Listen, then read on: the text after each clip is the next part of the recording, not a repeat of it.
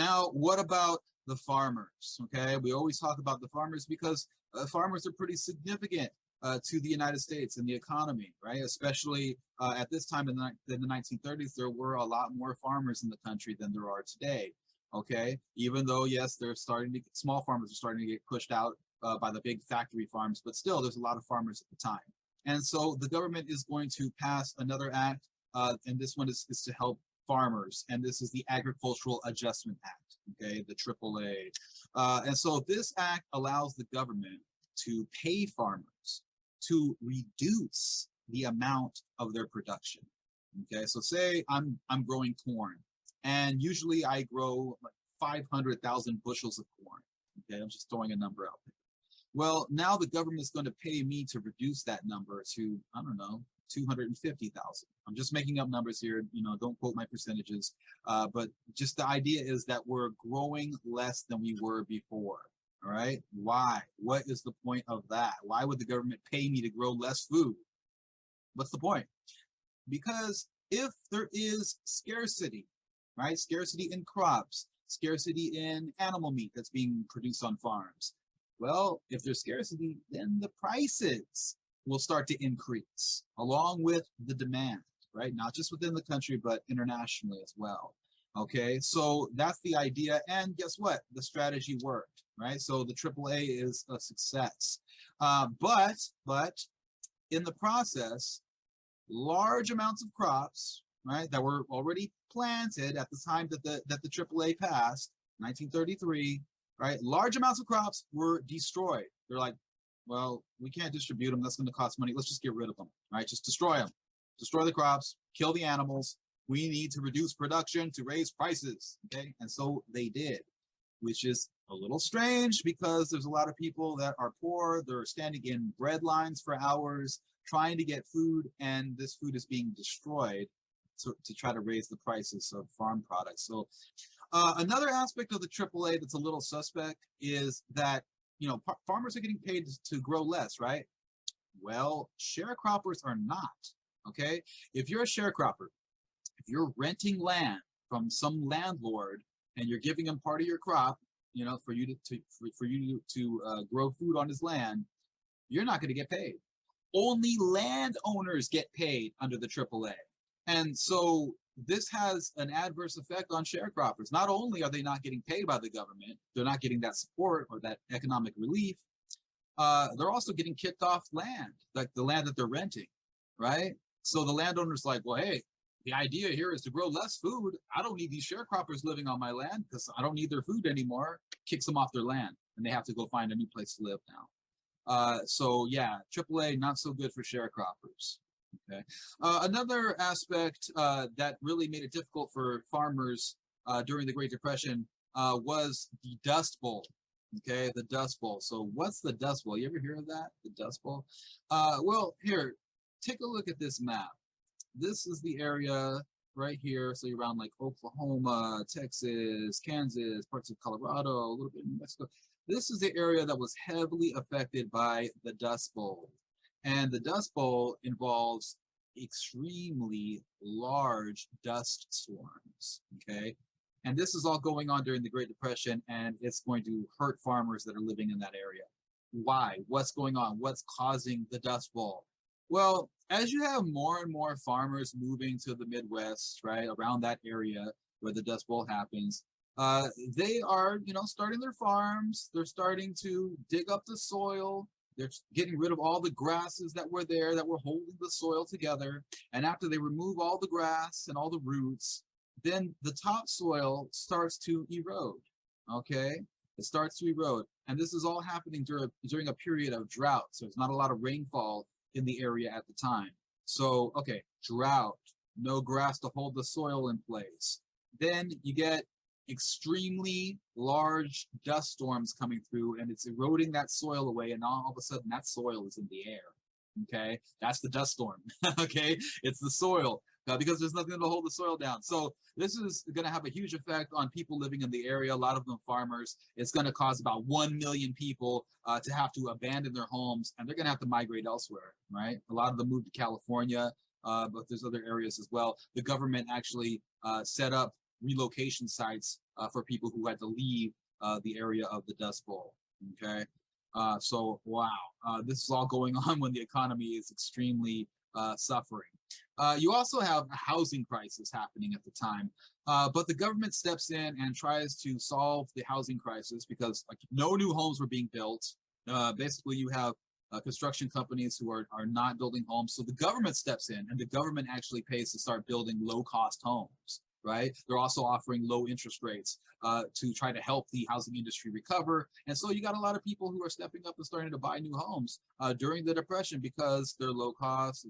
The interest rates are low. It's a good deal. It's worth it. All right. So a lot of this legislation is being passed in 1933, and you see these administrations, these agencies working to try to solve the Great Depression. But they don't solve the Great Depression. They may give temporary work to some people, but there's still a lot of unemployment going on. So this brings us to the end of the first New Deal. Once we start getting to 1935, 1936, okay? Why is it the end of the first New Deal? Well, because once we get to the mid-1930s, the Supreme Court finds that there's several aspects of the New Deal that are unconstitutional. Okay, so the big one is the National Industrial Recovery Act and also the Agricultural Adjustment Act as well. Both of these are struck down by the courts. Okay, and so that's kind of a big deal, right? And so even though the legislation passed during the first part of the New Deal did help to improve the economy a little bit, you still got the country stuck in the Depression, right? So we're going to have to move on to the second half of the New Deal. So as we start to move into the mid-1930s, we are going to see the second New Deal start to come into play, right? So yeah, the Supreme Court struck down aspects of the first New Deal. So now we're going to have new agencies being created, trying to solve the problems of the Great Depression.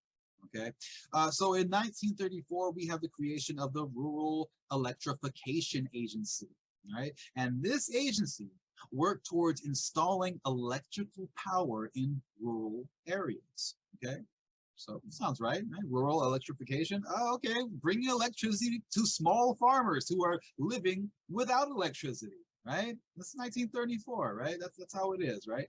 And the whole point behind this was to make it to where these small farmers, right, would be able to participate in the consumer economy.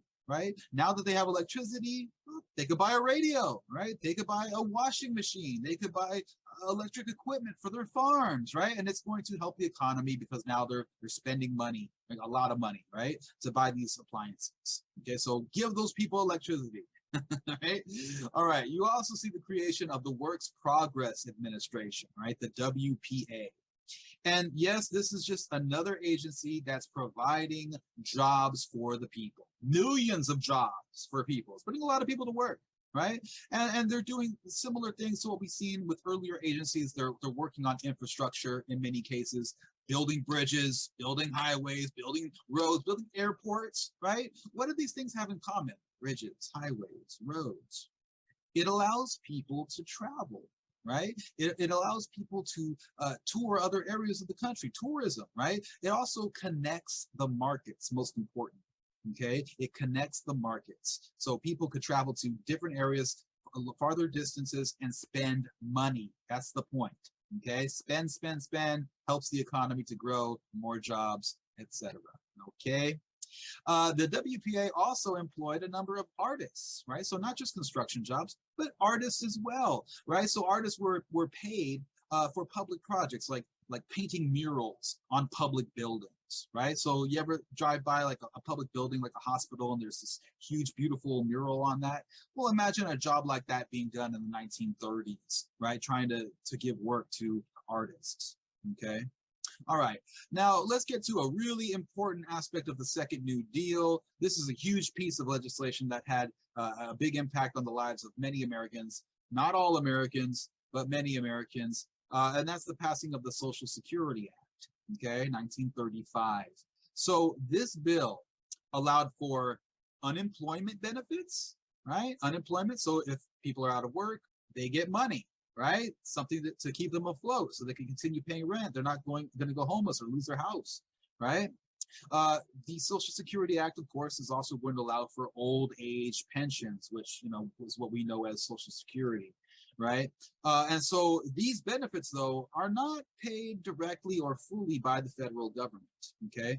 Instead, you have employers and workers who are taxed to provide for the funding of these benefits, right? Unemployment, old age pensions, right? You know how it is. If you got a job, you know how it is, right? You see that Social Security tax coming off of your check. So although the bill also included financial assistance to the poor, right? Like welfare, most welfare programs were actually controlled by the states. And so the states were going to determine who was eligible for welfare, okay? And in many cases, they were discriminatory. Social Security also, like the old age pensions, they did not apply to agricultural workers or domestic workers, right? Like maids.